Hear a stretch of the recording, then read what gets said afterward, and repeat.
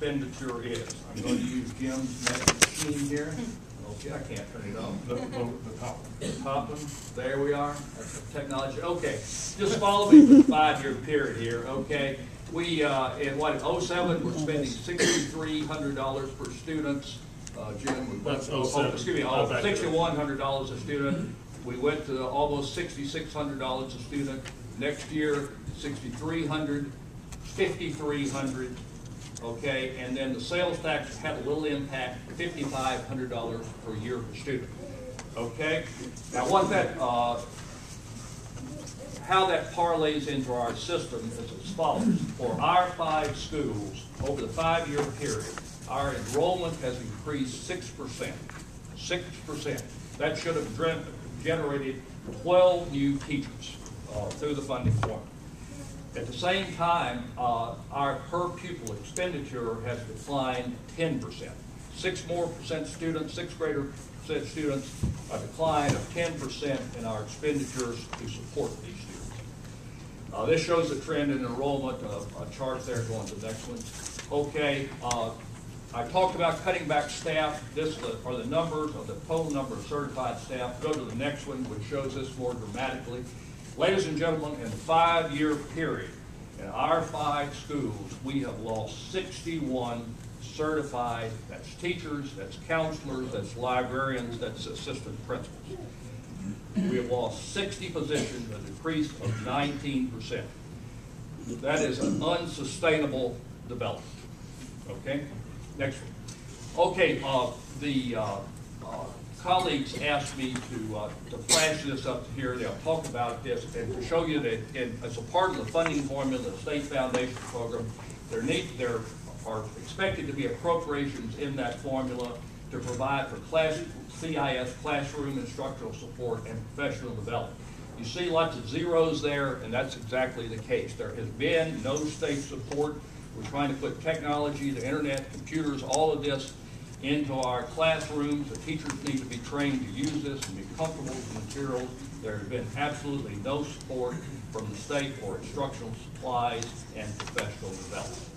Okay, my last theme here, you'll be delighted to hear. Okay, if you ask the question, well, how we're doing here in Fairhope, how we're doing in Baldwin County in terms of supporting our schools. Well, the answer is not well at all. This is from the Harvey study that the City Council commissioned, and you'll go across the top there. What this finally showed, or let me explain what this showed. We use the term wealth of the school district, and wealth of the school district is defined by the value of the assessed property in that district divided by the number of children and average daily membership. Okay.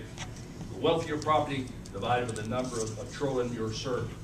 Baldwin County is the most wealthy school district in the state of Alabama. Number 1. This is from your study. You'll go on out to the Jim, second button. Okay, go out to the. Wait, go back to that chart.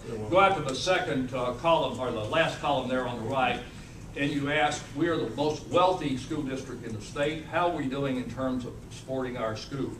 We are number 111 out of over 200 school districts in the state. Now, what I want to compare then, you see Homewood City is the 2nd most wealthy school district. They're doing, they're supporting their children, their educational program, 22nd best in the state of Alabama. Okay, let's go to the next slide. You can't possibly read this. I think this is in your handout if you can find it. This was such an effective display that I wanted to share this with you. This is 08-09, the last time the State Department of Education published this. Now I'm going to update this for the next slide. But what if you can see there, and I cannot see, Jim. Let me do this. Okay.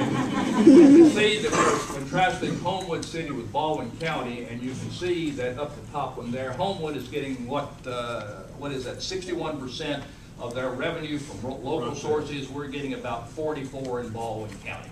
But most importantly, let's drop down here to Baldwin College. That area.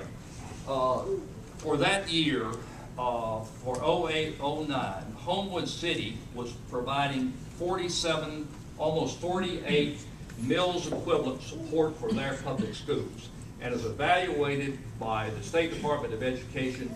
They get an A for supporting their schools, for financially supporting their schools.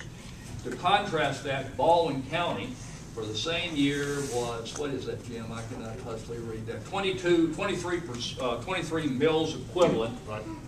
We received a D, a delta. Okay, we're the most wealthy school district in the state of Alabama. We get a grade of D. Okay, go to the next one, please.